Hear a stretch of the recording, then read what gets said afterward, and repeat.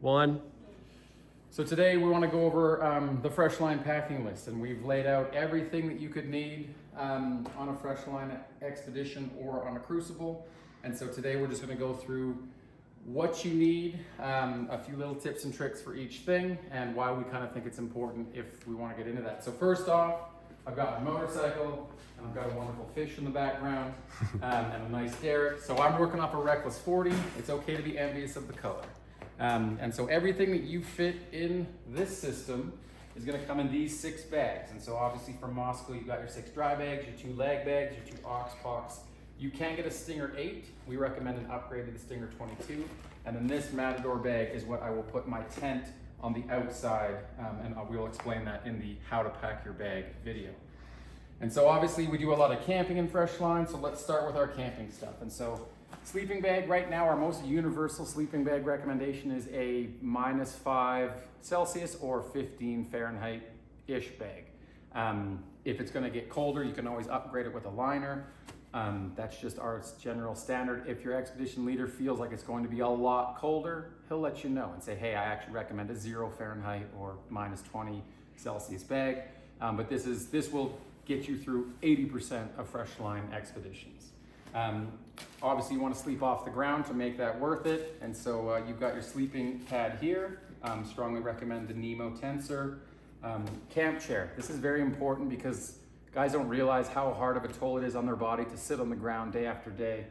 Kyrgyzstan, we just did 11 nights of camping. So to have a chair that made you comfortable at camp is obviously very important. Moving over here, tent. This is the Nemo Hornet 2. This is one of the best, most popular tents within the club. 2 persons, so you have a little bit of extra room to bring stuff inside should you need. And obviously it packs very, very small. Moving down here, obviously we want to have a pot set, mostly going to be boiling water. So as small as possible. You don't want a giant pot set. You've got your pocket rocket from MSR, very, very small camp stove. You've got a fuel canister. This you cannot fly with, so this most likely will be purchased in country. Spork, because what are you eating your food with? Camp mug, because I must have coffee every day. And so that is that. Let's come over here. We've got water. Obviously, we won't always be able to source good water, so obviously to have a, this is a Sawyer, this is a squeeze water filtration system. Obviously to have a lighter. I will probably bring 3 lighters, one that will be in my pants, one that will be in my tank bag, and one that will be in my cook stove, because these become very, very useful items as we get to camp. Moving over here, hydration, to stay hydrated. So I will bring electrolyte packets because you are going to be working harder than you think. Again, I have 1 coffee here. This would be woefully insufficient for expedition, and so you want to bring your coffee. And then MREs, we say bring a minimum of 3. Your expedition or crucible leader will let you know how many that they think that you will need to bring, but depending on how many nights they plan on being off grid. Energy bars, I prefer the MRE bars. They're actual meal replacement bars, but for the video, we found some Nature Valley. And that's kind of that. Let's keep moving this way. Right here, we have a Matador tarp, or they call it a blanket, I believe. This is amazing for a bunch of different purposes, creating shade when you're doing repairs, lay it down for tools, all that stuff. This is the Mosko Gnome tank bag, by far the best tank bag that I've used because it sits sideways. It's got 1.5 liters of hydration in it, and is really, really a bag that stays out of the way.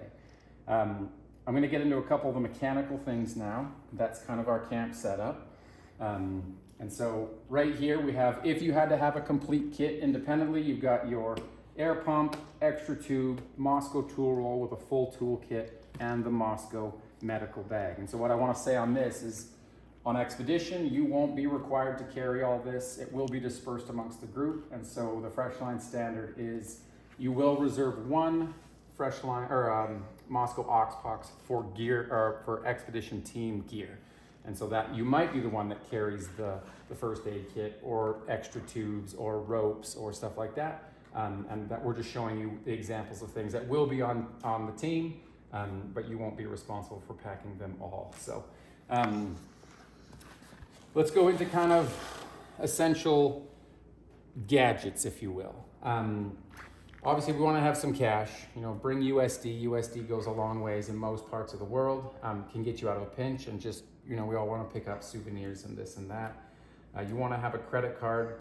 We recommend more than one ways of getting money. So you'll have physical cash, but sometimes one of your cards will not work in country, and so we recommend at least 2 ways of getting money out of your banks. Global rescue card, so that if something should happen, it's a nice, easy way to get you help. Obviously, a wallet for all your bits and bobs. International driving permit is required in most places. Passport, obviously with minimum 6 months. We recommend 9 months to 12 months. And we have had a guy pulled off a plane because he didn't have 6 months. So that is very important. Photocopies of all your important documents, double zip-locked, and we'll explain where we pack that, but that's very important in case you get all your other stuff lost. A pen, something very overthought, but very sought after. And then as far as basic tools that every man should have of their own, some sort of multi-tool. We love the Enduro Double Track. It does most things quite well. Obviously, I'm a big fan of Leatherman's. You can carry also just a jackknife separately from that. And then kind of all your electronic stuff. And so we share roles in the club, and so to have a good phone mount is very important, because if I ask you to navigate that day, how are you going to see your phone? And so definitely we recommend, for us, we've had the best success with Quad Lock or Peak Designs, but again, if you have a phone mount that you use and love and it keeps your phone secure, by all means, that'll be great. Getting into electronics, battery bank. This is a tiny battery bank with its own solar panel. And then all the cordage that you could need, because you are going to be charging phones, Cardos, Garmin's, GoPros, all these things. So power can become an issue on these expeditions, especially if we're camping days in a row. So to have enough cordage to make sure that your stuff gets charged each night. Universal adapter for the country that you're going to, very important. Give my old knees a stretch. And re-engage. Headlamp. Obviously, you don't be walking around in the dark. A couple beaners. I like this one for Matador because it is a locking one. And so I can lock stuff and secure stuff if I'm nervous about stuff going missing. Very important. This will be provided by your leader, but you will get an expedition logbook, and this has all our emergency protocols, areas to journal, take notes. That is very, very important. And then this, I'm not normally a purple bead guy. These are for the kids. And so, little bits and bobs, toys, little toy helicopters, candy, stuff like that for the kids. And that will, that's important to us. We want to make an impact everywhere we go. And so now let's get into some toiletries for sure. On expedition, you're probably going to smell bad, but it's amazing what you can do with such a tiny kit. So for us, toothbrush, toothpaste, deodorant, all your usual toiletries, please. Wet wipes are very important. If the Kyrgyzstan guys are watching this, they'll probably laugh at my wet wipe recommendation. Mini first aid kit's a great idea to everyone have their own first aid. And then painkillers that work for you. Is Advil more effective? Is Tylenol more effective? Is Aleve more effective? Whatever that your body responds to, make sure you take care of that and bring it on yourself.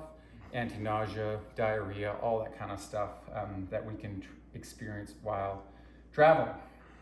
Up there, I've got 2 dry bags. You could justify a third. You've got one for your clean clothes, one for your rank dirty clothes, and one for your shoes if they get all gross and muddy. And so dry bags are very important. Again, Mosko's great. There's a lot of companies that make dry bags. Make sure they are waterproof. Moving down the line, now we're getting away from gear and into clothes. And so a light pair of shoes that you could spend all day in, walking around doing mission. You're gonna wear these in the airport, a nice light pair of shoes that you also could probably justify doing some jungle hikes. If you can find a single pair of shoes that does it all, is absolutely the best. We recommend some sort of universal board short, because board shorts, if you get a nice classy pair, you can wear them out to dinner, and yet you can also jump off a cliff into the jungle river with them. So one pair of shorts, one pair of light pants, really important. We are going to be going out to dinner, and there are places that you want to have some form of being able to dress up. Again, everything has to be multi-use. And so bring a pair of pants that you wouldn't mind wearing out to a nice dinner, but then you also wouldn't mind wearing around camp. And so there are lots of options. Mosko Moto base layer, very, very good. I call it the Moto PJs. Socks, we recommend minimum 3 pairs of socks, good pair of wool socks, 3 pairs of underwear, and 3 shirts. I would go 2 short sleeve, 1 long sleeve. Here we've got a toque, as us Canadians call it, also known as a beanie to our brothers to the south. And then this is a buff. For sun, for cold, for all the stuff, that buff around your neck and around your head can really help in a pinch. And now let's get into a little more technical gear. So first we've got a rain shell. I don't think I've done an expedition to this point that we haven't been rained on. And so rain shell is obviously very important. And then this side over is all of our riding gear. And so I'm a big fan in my expeditions, regardless of the weather, to have a 2-pant system, because I haven't found a pant that does really cold and really hot really well. And so my recommendation is a Mosko Moto woodland pant or some sort of MX pant, not waterproof, very breathable, good in hot weather. And then the shell. The shell is very important. This is the Mosko Moto Barfly. And I got absolutely soaked in Papua New Guinea and Kyrgyzstan with this pant, and I stayed absolutely bone dry. And so very important. And then also when it's 100 degrees Fahrenheit outside, you've got your breathable riding pant. Let's actually, I'm already here. So this is kind of what we're wearing. This is all not going on the bike, it's going on your person. So you've got boots. The most popular are the Tech 7 Enduros, the Liat 4.5, 5.5s, both really, really great boots. I like to wear full motocross socks because I don't like the feeling of motocross pants against my skin, and these are very light and make everything a little bit more comfortable. So that's on my lower half of my body. My upper half, I will always wear the Liat, that looks like that's the AirFit Hybrid. That I can wear under my jersey, and as it gets cold, I can throw on a jacket, and I always know my jacket can come off and on, and I'm not losing any of my armor. And so, waterproof gloves, non-waterproof light gloves. Obviously, if it gets cold and wet, you want to keep your hands dry. If it's 100 degrees outside, you want a nice light glove. Obviously, we want to have a helmet with good eyewear. This is something that I've talked a lot about. This is very, very important to have expensive, high quality eyewear, because cheap goggles will probably fail you about day 7 or 8 of the trip, and now you're dealing with visibility, and it's just not something that you want to try and save $40 on. Make sure you get a good set of eyewear. We've got knee pads here. There's a big debate between knee braces and knee pads. I'm a big fan of knee pads, just because you are looking more at just keeping your knees safe when you're going down, your more abrasions.